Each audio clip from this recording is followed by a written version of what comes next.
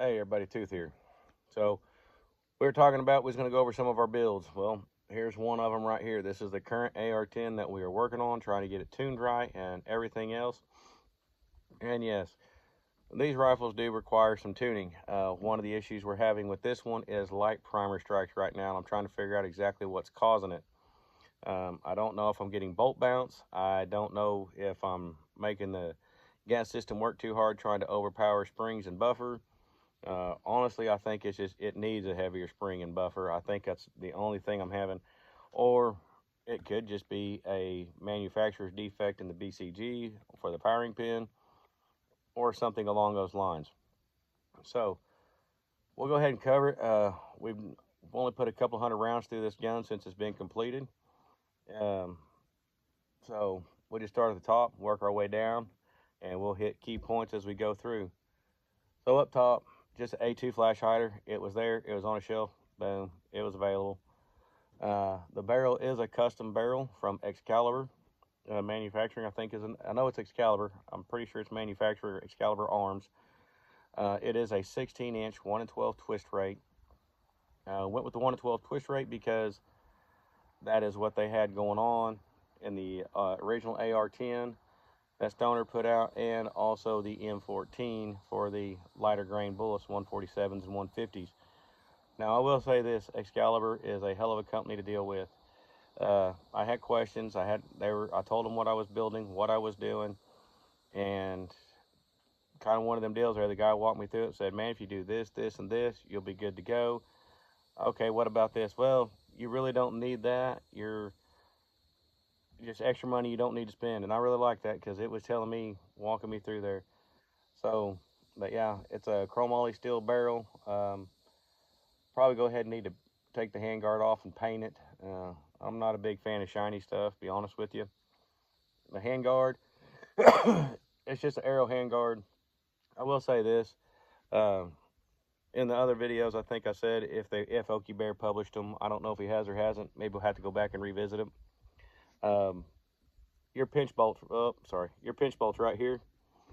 Um, I'm not a fan of the 2 bolts, which seems to be a pretty common deal I'm finding right now for some of the builds when people are coming to talk to me. It's like, I want this handguard. Well, buddy, that's a 2 pinch bolt system. I'm not a fan of that. Let's see if we can find a 3 point and get you comparable, or a 3 bolt to get you comparable.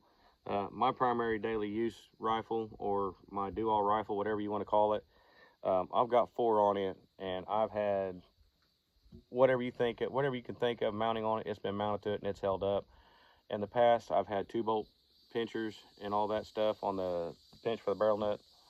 Sorry for my terminology. I have my own words and my own lingo. I've had those fail.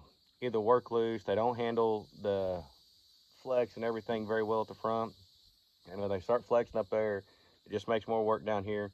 But what Arrow done is they beefed this up real good, and this is also a type of ratcheting lock system that's in there. And man, I'm really been happy with it. We have another AR-10 that's been on several night hunts. It's had a PEC 15 or equivalent on there, suppressor on the gun, everything else, and this Arrow handguard has really been holding up really good with even over 1,000 rounds on it and through hunts. It's been doing really good.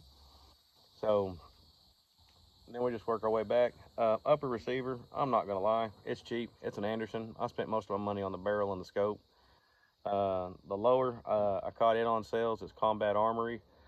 It is a really good copy of Arrow's lower. So I'm kind of in the process of thinking, if you're a mechanic, you know Snap-on and you know Blue Point. You know Blue Point's pretty well just as good, just a little bit cheaper. I'm kind of thinking that's what we got going on with Combat Armory and Arrow right here. I think they come from the same factory and put different names on it because Combat Armory's maybe got a blemish or something. Who knows? Uh, Pistol grip, just a Hogue rubberized pistol grip. Really like it. Mil-spec trigger, mil-spec lower parts kit in it. Nothing fancy. Uh, butt stock is a B5 from Magpul.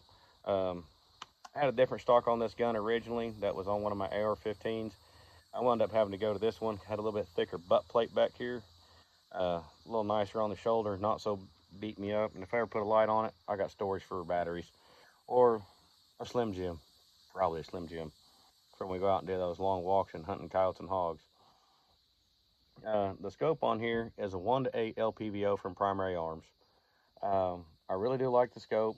I do have some complaints about it. Uh, yeah, Primary Arms, dude.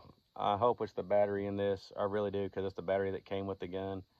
You really got to work on the brightness of your reticles. It's bad. Um, it just barely lights up. I don't even turn it on anymore.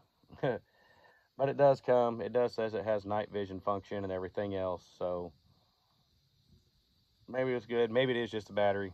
Maybe I'm just jumping the gun. I'll play with it. So, but other than that, went with the ACS reticle. I'm still stuck on that reticle. I mean, I've got 3 guns with their Primary Arms optics on them, and I have been really happy with that ACSS reticle. Once again, dial it in. Got the little book they send with you. Set it at this at 100 yards. Get your 0 set, and then test it. Walk it out 200, 300, and 400. This one we've only walked out to 200 so far.